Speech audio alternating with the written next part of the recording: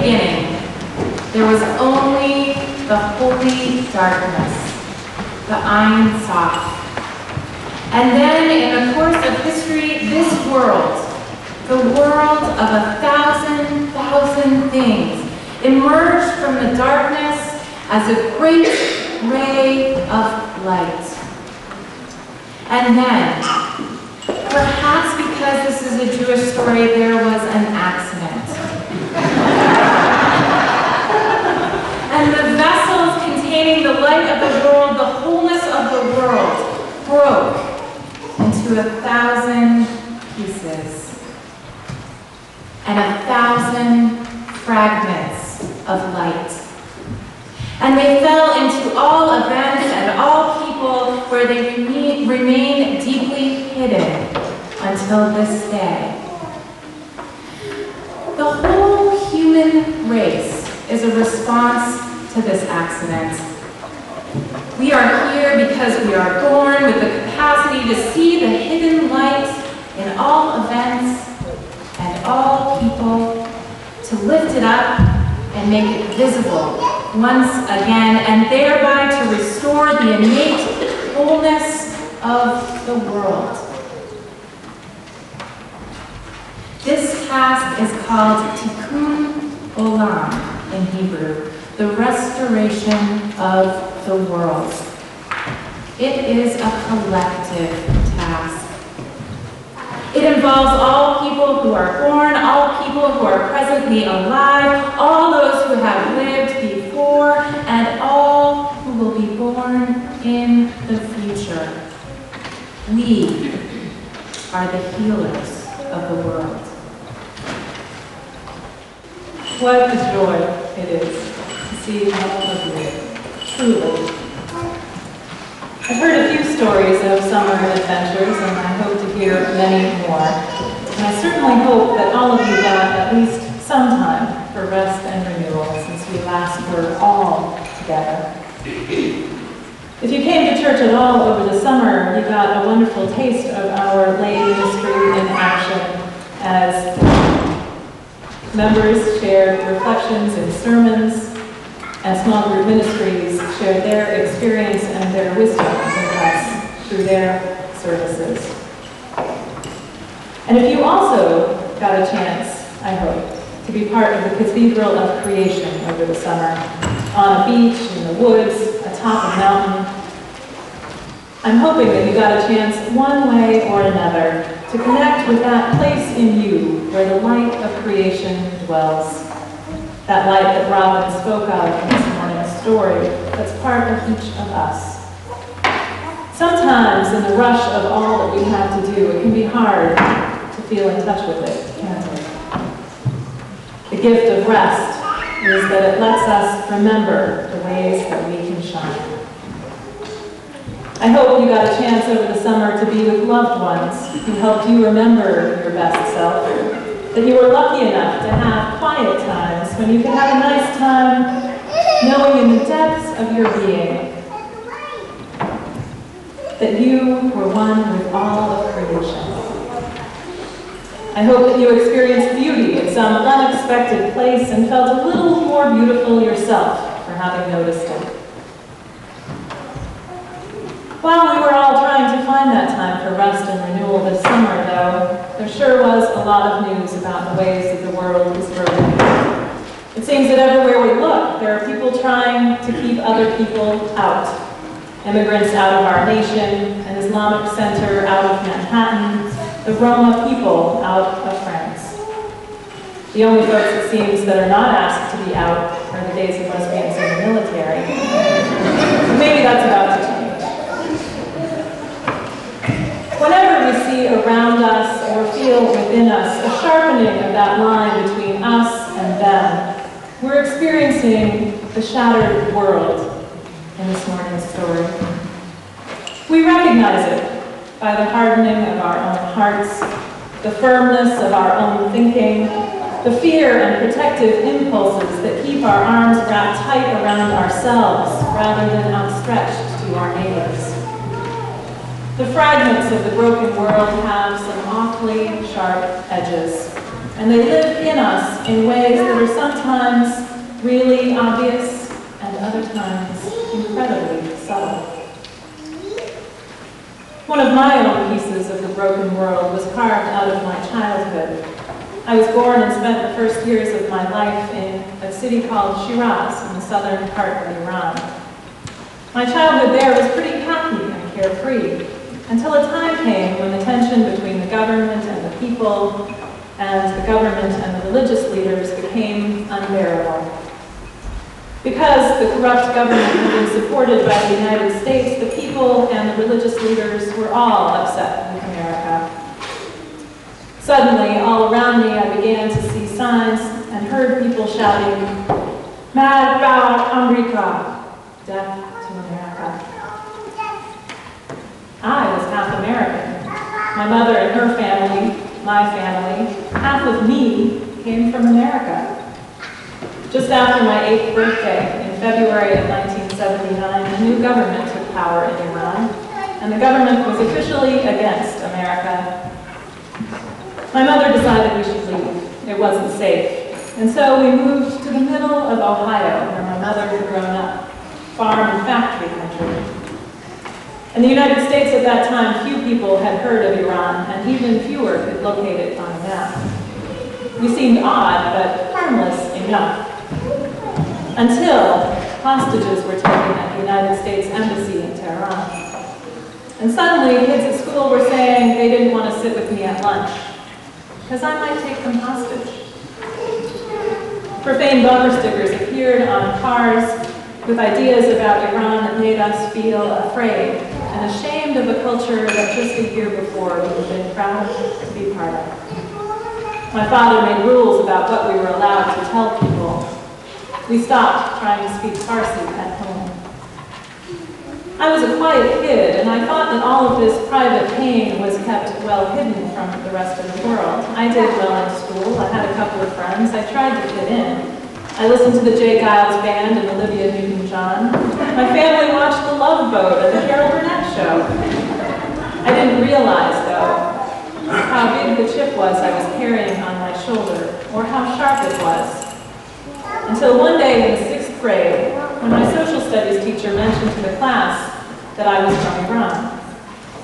Just after the class, my face was still hot from being exposed so openly by the teacher, when a boy, and not just any boy, but Jason R., one of the most popular boys in class, said, "Hey, Parisa, I didn't know you were from Iran." Before I could even register why he might be talking to me at all, I turned and said, "Yeah, what about it?" in the nastiest tone and the most withering look. It took me 10 more seconds to realize he was just curious. He was trying to connect.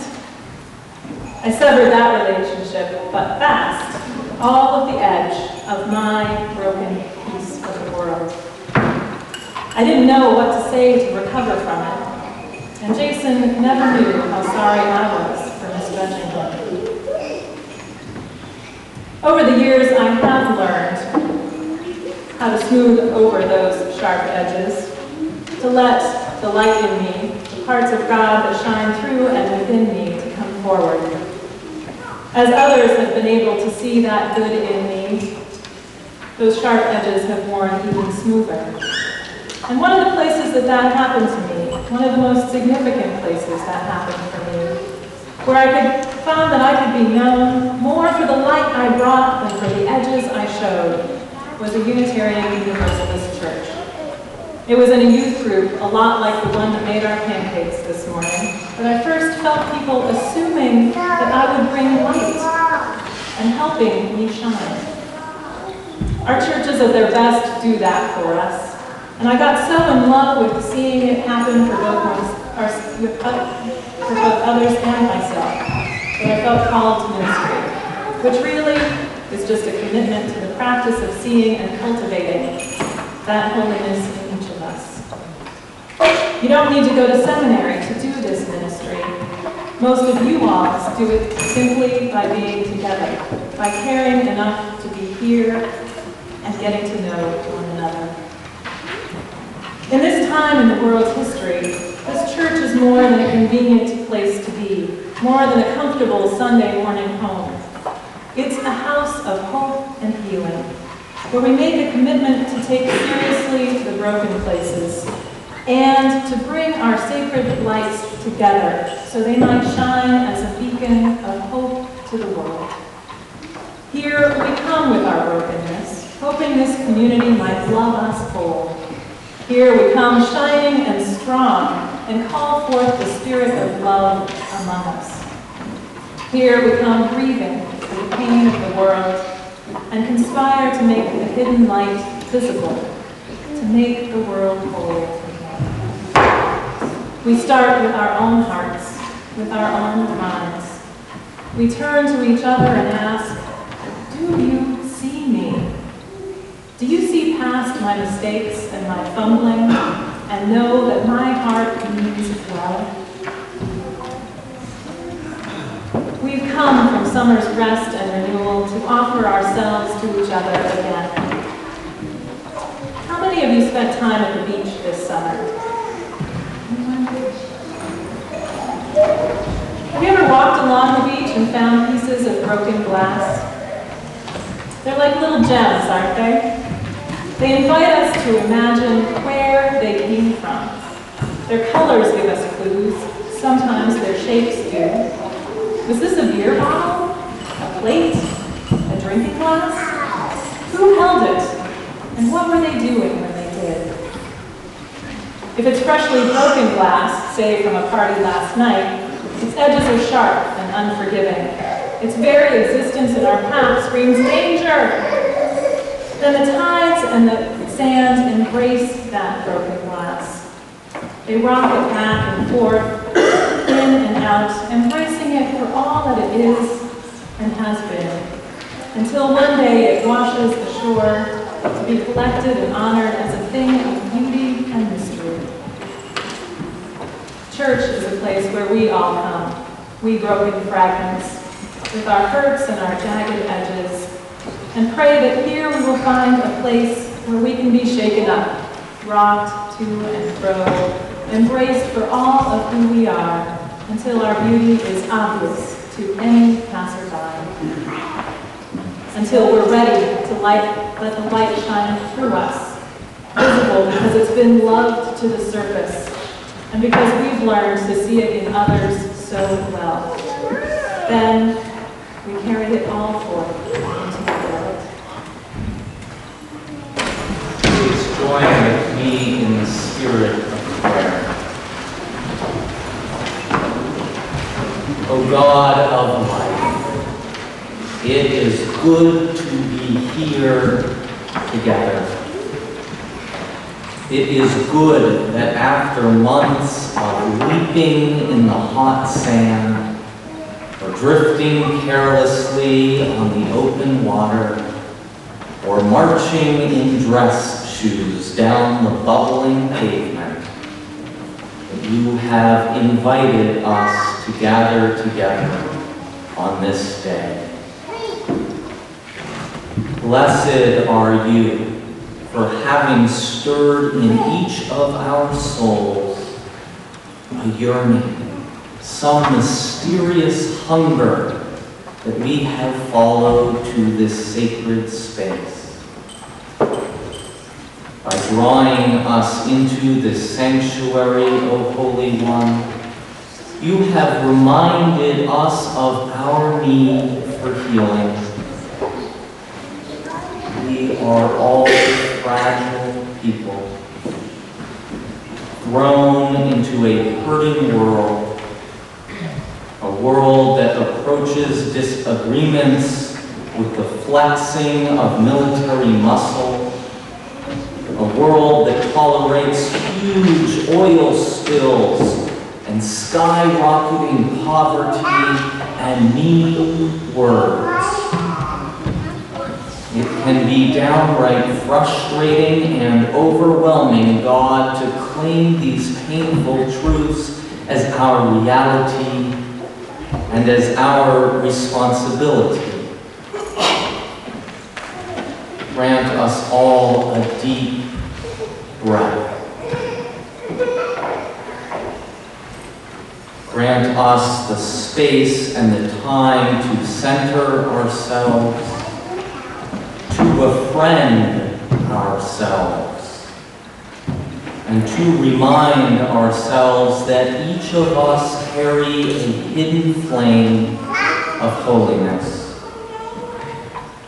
God, behind our tendency to grow angry and upset flows a river of calmness and of peace. Behind our occasional insecurity and self-doubt towers a mountain of strength. Behind our propensity to prejudice and narrow-mindedness erupts a fountain of love. We are imperfect, God, but we are enough. So guide us, beloved, to find here communion in the eyes of our neighbor. Surprise us, beloved, with new insight through the wafting words of a preacher or those unexpected discoveries that we make in our religious education classes. Above all, beloved, cradle us. Hold us as we hold the joys and the sorrows of this community, the celebrations and the fears, the burning hearts, and the soothing whispers that all will be well. These are precious reminders, if unbidden reminders, that we all need one another in order to live fully.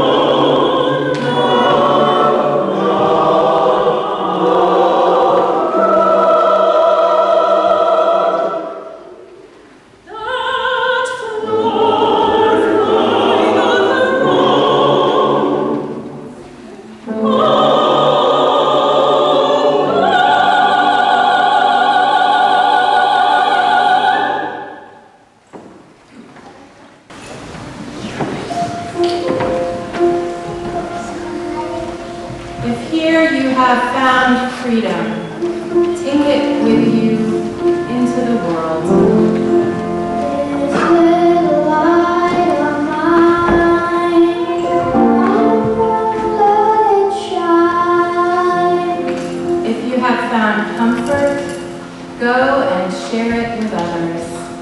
This little light of mine, I'm gonna let it shine.